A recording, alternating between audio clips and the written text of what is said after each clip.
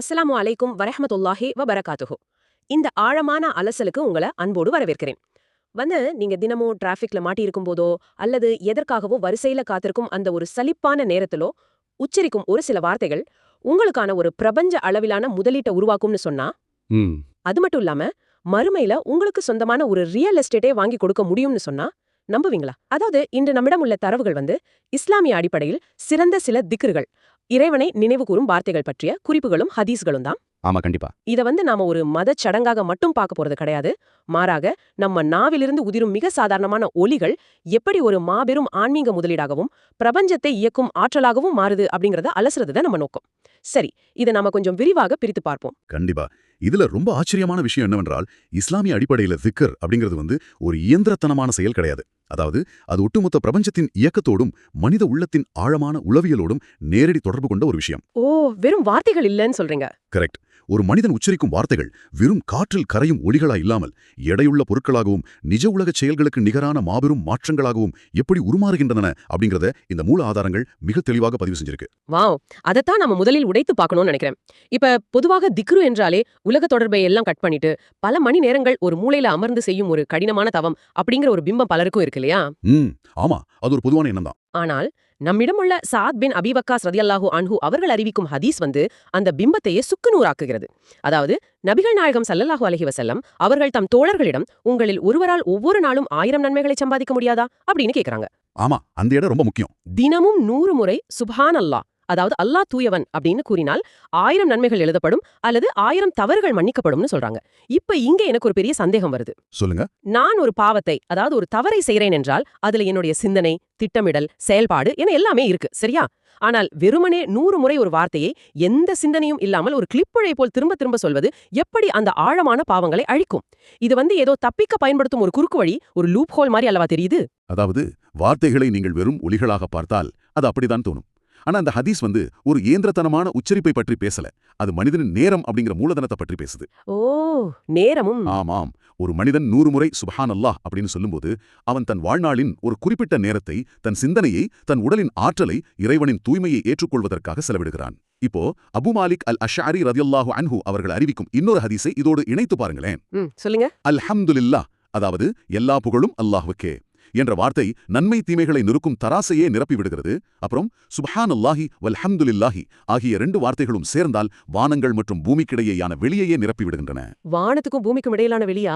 Wow. ஆமா, அதே ஹதீஸின் செய்தியில ஒரு முக்கியமான வரிய நபிகளார் சொல்றாங்க.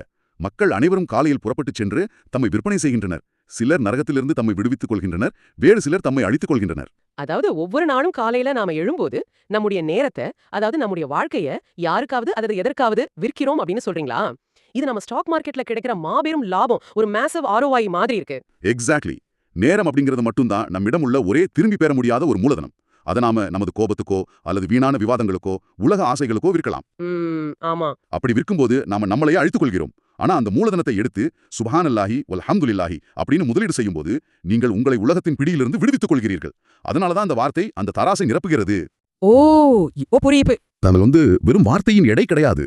நீங்கள் எதற்கெல்லாம் அந்த நேரத்தை செலவழித்திருக்க முடியுமோ அந்த உலக ஆசைகளை தூக்கி எறிந்துவிட்டு இறைவனை தேர்ந்தெடுத்ததற்கான தேர்வின் எடை.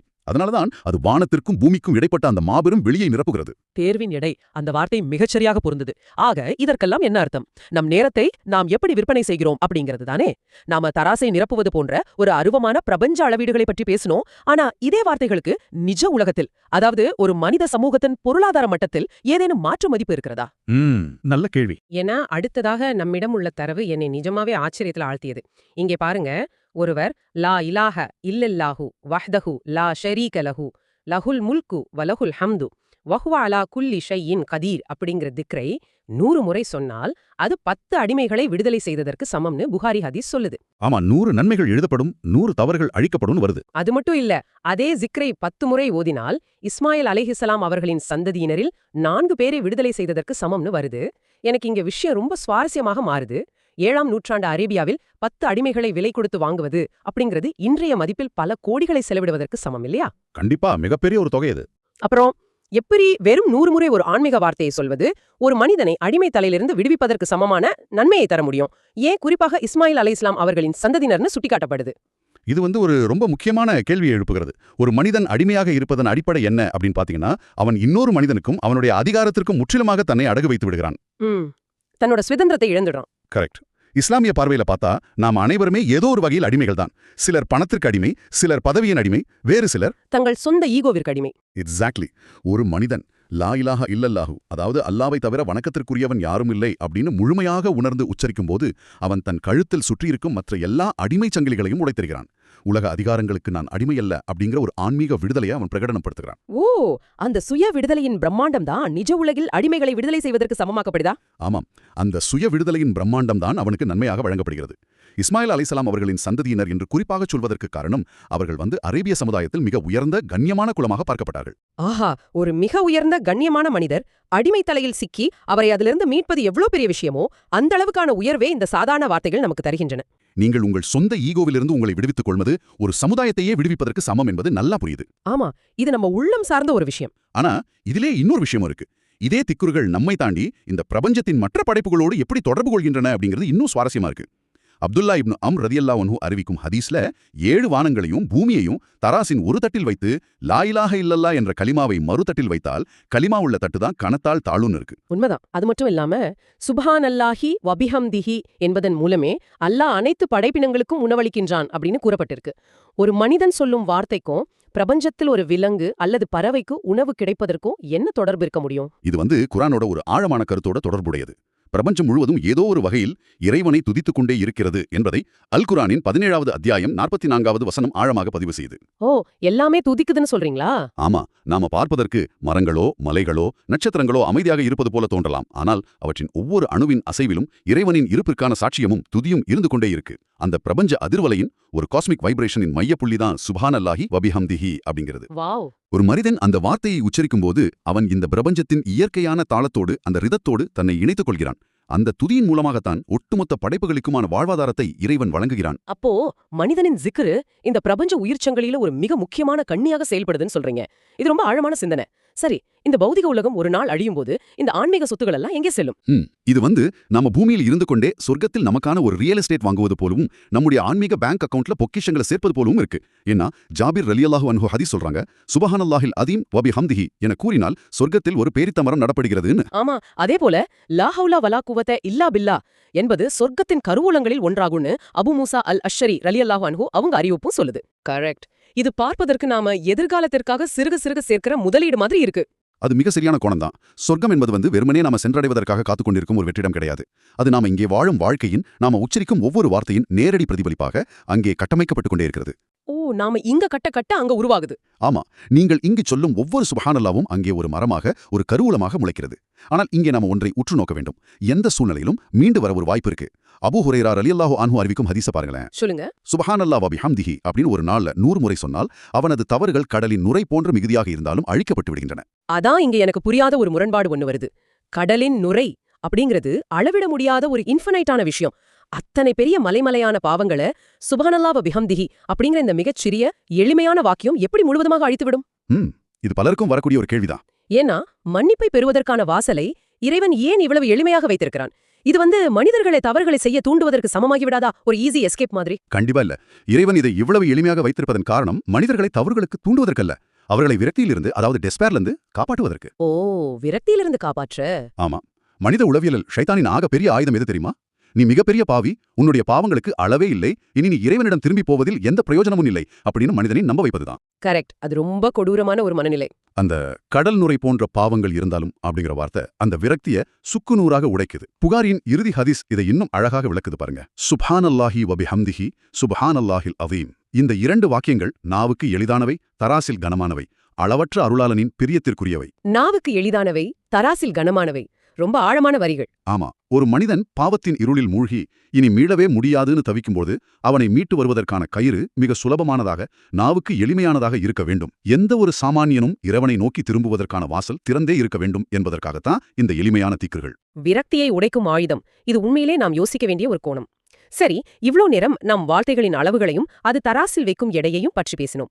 ஆனால் இன்றைய நவீன உலகில் அனைவருமே சொல்லும் ஒரு பொதுவான குறை எனக்கு நேரமே இல்லை அப்படிங்கிறது தான். ஆமா, எல்லாரும் பிஸி.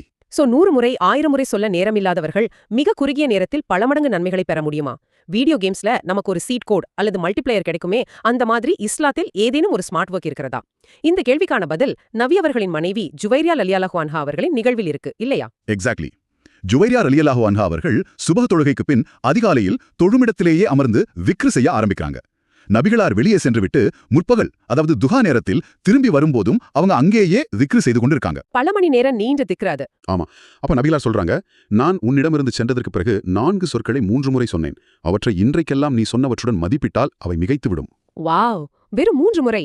அந்த வார்த்தைகள் வந்து சுப்ஹானல்லாஹி வபிஹம்திஹி அதத ஹல்கிஹி வரிதா நஃப்ஸிஹி வஸீனத அர்ஷிஹி வமிதாத கலிமாத்திஹி. பாத்தீங்களா, இந்த ஹதீஸ படிக்கும்போது நான் முன்னால் சொன்ன அந்த மல்டிப்ளேயர் தத்துவம் மிகச் சரியாக பொருந்தது. நம்ம நீண்ட நேரம் செய்யற திக்ருக்கு இணையான பலனை சில வார்த்தைகள் கொடுத்து விடுகின்றன. இந்த வார்த்தைகளின் பொருளை பாருங்களே. படைப்பினங்களின் எண்ணிக்கை அளவிற்கும், இறைவனின் திருப்தி அளவிற்கும், அவனது சிம்மாசனத்தின் எடை அளவிற்கும், அவனுடைய வார்த்தைகள் எழுதப்பட்ட மையின் அளவிற்கும் நான் துதிக்கின்றேன். ஆமா. இது ஏதோ ஒரு செயலை மீண்டும் மீண்டும் செய்வது கிடையாது. மாறாக நம்முடைய வரம்புக்குட்பட்ட மனித குரலை இறைவனின் அந்த எல்லையற்ற பரிமாணங்களோடு முடிச்சு போவது. அதனாலதானே வெறும் 3 முறை சொன்னாலும் அது பல மணி நேர திக்ரை தாண்டி செல்லுது. நீங்க சொன்ன அதே தத்துவம் தான். ஒரு செயலின் மதிப்பு அது எத்தனை முறை செய்யப்படுது அப்படிங்கறதுல மட்டும் இல்ல, அதன் அளவுகோல் ஸ்கேல் வந்து எதோட இணைக்கப்படுது அப்படிங்கறதுல இருக்கு. அர்ஷின் எடை, இறைவனின் வார்த்தைகளுக்கான மை, இவையெல்லாம் மனித அறிவுக்கு எட்டாத பிரம்மாண்டங்கள். நினைச்சு கூட பார்க்க முடியாத அளவு. கண்டிப்பா. உங்கள் திக்ரை இந்த பிரம்மாண்டங்களோட இணைக்கும் போது அதனுடைய பலனும் பிரம்மாண்டமாகி விடுகிறது. திக்ரு என்பது வெறும் எண்ணிக்கை அல்ல, அது ஆழமான விழிப்புணர்வு. நாம் என்ன சொல்றோம், யாரிடம் சொல்றோம் அப்படிங்கிற ஒரு முழுமையான பிரக்ஞை. அந்த விழிப்புணர்வு பற்றி பேசும்போது எனக்கு ஒரு இன்னொரு கேள்வி தோணுது. அஹ்கரு பின் யசார் அல் முசனி ரதியல்லாஹு அன்ஹு அவர்கள் அறிவிக்கும் ஹதீஸ்ல நபிகள் நாயகம் ஸல்லல்லாஹு அலைஹி வஸல்லம் அவர்களே ஒவ்வொரு நாளும் 100 முறை அஸ்தக்ஃபிருல்லாஹ் என்று கூறி பாவ மன்னிப்பு கோரியுள்ளார்கள்னு வருது. ஆமா, வருது. இஸ்லாமிய நம்பிக்கையின்படி நபிகளார் முன்பின் பாவங்கள் மன்னிக்கப்பட்ட மாசற்ற ஒரு மனிதர். எந்த பாவமே செய்யாத ஒருவர் ஏன் தினமும் 100 முறை பாவ மன்னிப்பு தேட வேண்டும்? இது கொஞ்சம் முரண்பாடாக இல்லையா? இதுல வந்து ஒரு மிக நுட்பமான உளவியல் இருக்கு. இஸ்திஃபார், அதாவது பாவ மன்னிப்பு அப்படிங்கிறது வந்து ஏதோ ஒரு பெரிய திருட்டோ பொய்யோ சொல்லிட்டு அதிலிருந்து தப்பிப்பதற்காக கேட்பது மட்டும் கிடையாது. ஆன்மீகத்தின் மிக உயர்ந்த நிலையில் இருப்பவர்களுக்கு இறை நினைவிலிருந்து ஒரு சிறு வினாடி கவனம் சிதறினால் கூட அது மிகப்பெரிய குறையாக தோணும். ஒரு மிக தூய்மையான கண்ணாடியில் விழும் ஒரு சிறு தூசு கூட தெளிவாக தெரியும், இல்லையா? நபிகளாரின் உள்ளம் அந்த தூய்மையான கண்ணாடி போன்றது. உலக விவகாரங்களை, மனிதர்களை சந்திக்கும் போது இறைவனோடுள்ள அந்த 100% தொடர்பில் ஏற்படும் அந்த சிறு தூசியை துடைக்கத்தான் அவர்கள் தினமும் இஸ்திக்ஃபார் செய்தார்கள்.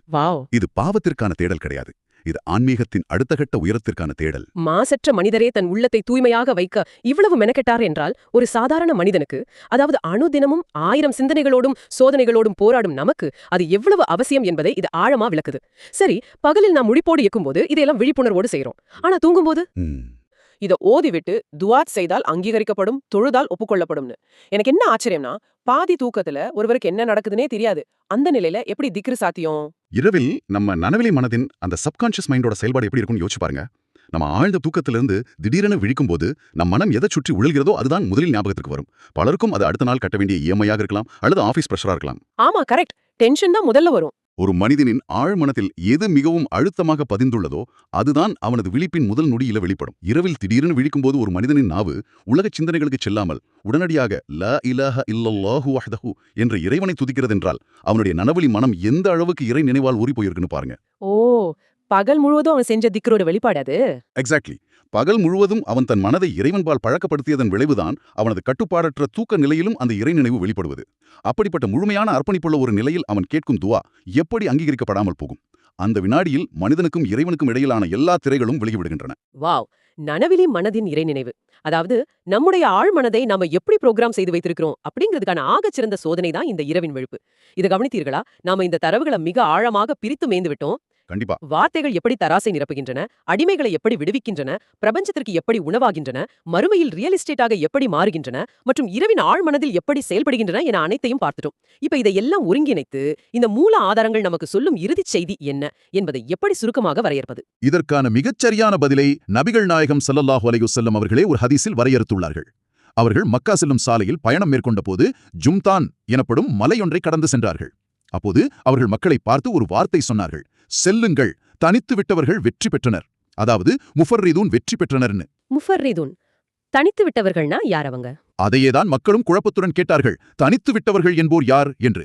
அதற்கு நபி அவர்கள், அல்லாவை அதிகமாக நினைவு கூறும் ஆண்களும் நினைவு கூறும் பெண்களுமே அவர்கள் என்று பதிலளித்தார்கள்.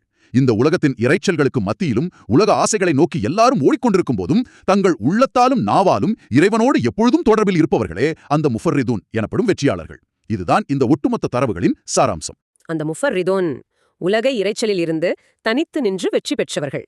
நீங்களாக கூட இருக்கலாம். நீங்கள் அலுவலகத்திற்கு செல்லும் பயணங்களில், வாகன நெரிசலில் சோர்வாக காத்திருக்கும் போது, சமைக்கும்போது அல்லது சும்மா மொபைல் திரையை வெறித்து பார்த்துக் கொண்டிருக்கும் அந்த